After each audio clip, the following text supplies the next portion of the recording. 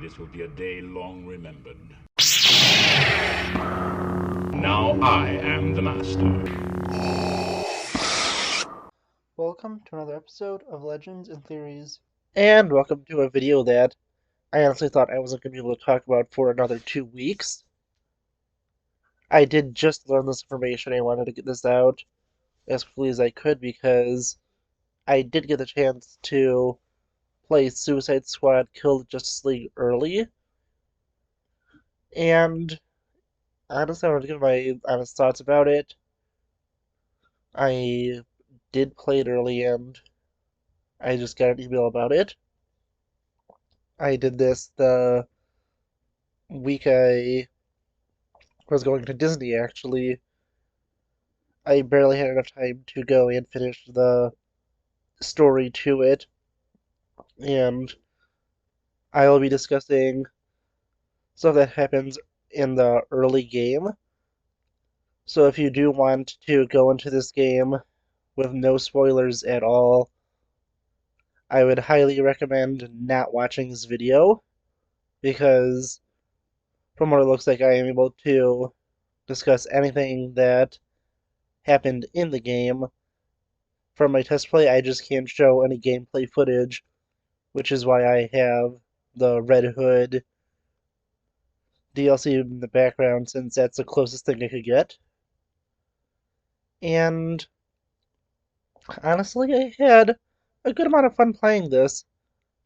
I really wasn't sure what to expect, but I was overall impressed. I think that the gameplay is not as fun as Arkham, and it's going to be requiring you to play more with guns than going into the more traditional Arkham fighting style. And from what I could tell, it's not really there. You aren't really building up combos to do different types of takedowns. You're just kind of shooting your way through. And that is disappointing. I do wish they had put more of the Arkham combat into this. But still, I think that it was honestly a fun time to play it.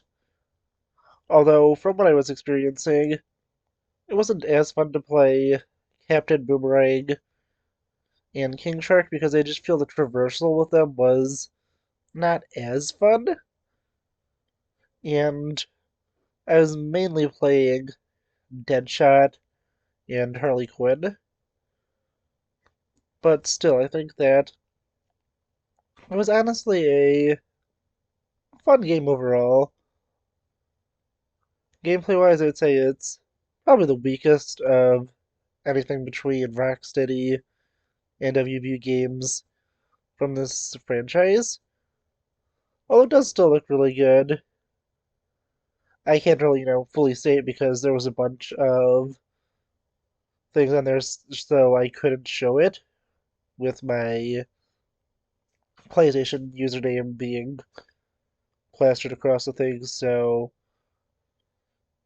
although I could say the details were good, I can't really say until I have the game in a few weeks if it is better than Night or if I think it went down.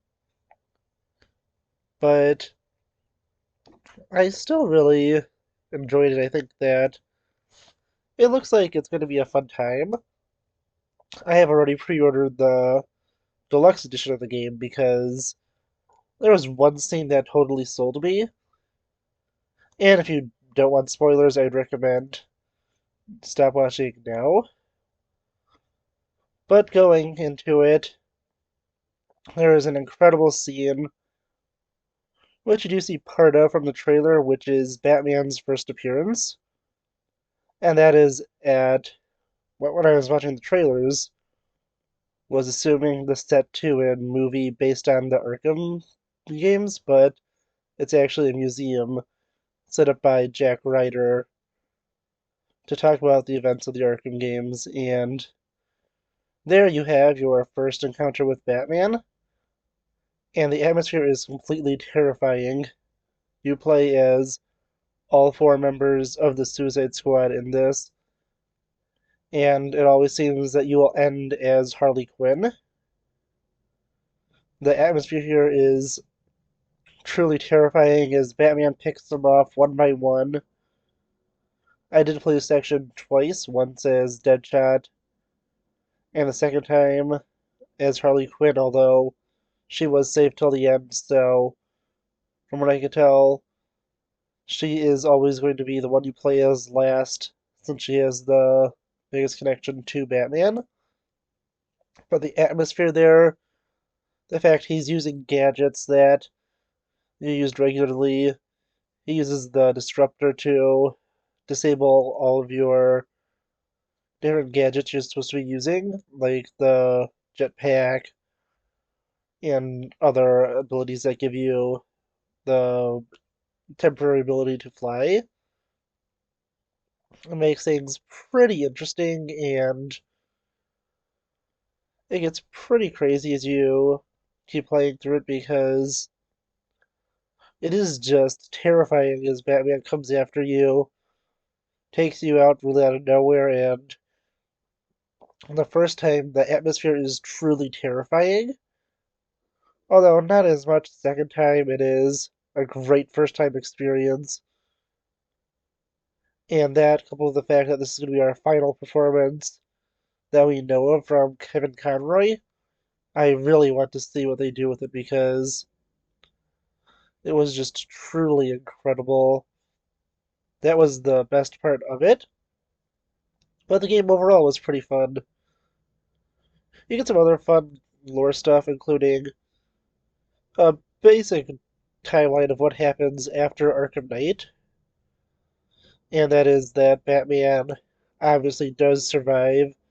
Making his death, he becomes the Nightmare Batman, and as the Nightmare Batman, he just kind of went and fully went into his time as Batman, and that was until Superman found him and convinced him to return to just being himself and joining with the Justice League, and this caused Batman to just return to a public life. His identity is, of course, fully known because of Scarecrow, and he is going to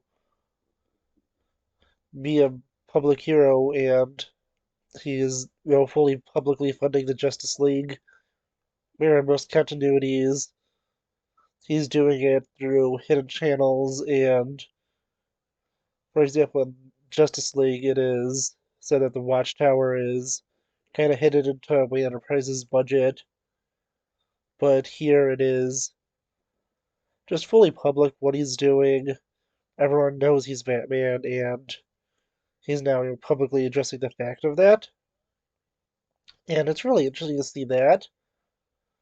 I'm really excited to see what they do with him and hope we get some more looks into what happened to him between Arkham Knight and this game. And looking at some of the other characters that are returning, Harley Quinn definitely seems to be in a better place than she was at the end of Night. But really, that's not saying much since she was kind of fully traumatized by Joker's death and wanted revenge. So she is in a better point than that. I think it's been 5 years or around that since the events of Arkham Knight. I'm not sure how long Batman was the Nightmare Batman before he got his ultimate redemption, but still, it was pretty interesting. And some of the other stuff that I find interesting is, Penguin's here. He's been running anti-metahuman weapons and is now basing himself out of Metropolis, probably to stay away from the Nightmare Batman. And it also seems that even though in the Nightwing DLC he went and, while trying to break out of prison, he was let out by his lawyers pretty quickly after the events of Arkham Knight, and is up to the same business he was in Night, being a weapons smuggler, and is eventually taken by the Suicide Squad, of course, forcibly, and I think that is interesting. I really enjoyed what they were doing so far. I do want to see where it continues because I did have a lot of fun. I think the story so far was well told, and I want to see what happens after the point I got to, which is seemingly right before a boss fight with John Stewart. But it also seems that the Justice League isn't the typical seven members and only consists of Batman, Superman, Wonder Woman, Green Lantern, and the Flash.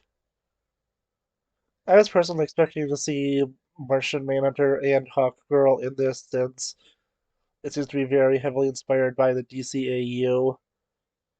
And they may show up later in the game, but at least for now, it seems it's only five members of the Justice League, where Wonder Woman will be kind of working with you, but not fully be on your side. And then, of course, they have the Riddler in this, because they have to have the Riddler in this. I don't know what their obsession is with Riddler, and why they always have to have side quests related to him. And it's unlikely you're going to be killing him in this game, but Riddler's challenging you to do a bunch of stuff to prove why he would be a better choice to take down the Justice League than the Suicide Squad is. And of course, he has this giant ego, so although it does make sense, I just, get really annoyed with Arkham Enigma and thought this might be the first time we got away from him. But now that we have this, I'm going to also be doing a video probably next week talking about the non-playable characters that we can expect to see because I initially was going to do that. Once it got closer to the release, that I got to play this, and I was like, I don't want to mess around with the NDA stuff. But then it was revealed we're allowed to talk about the early playthrough, so now I am going to do that. And you'll probably see that video next week. But yeah, honestly, I'm excited to see what they do with this.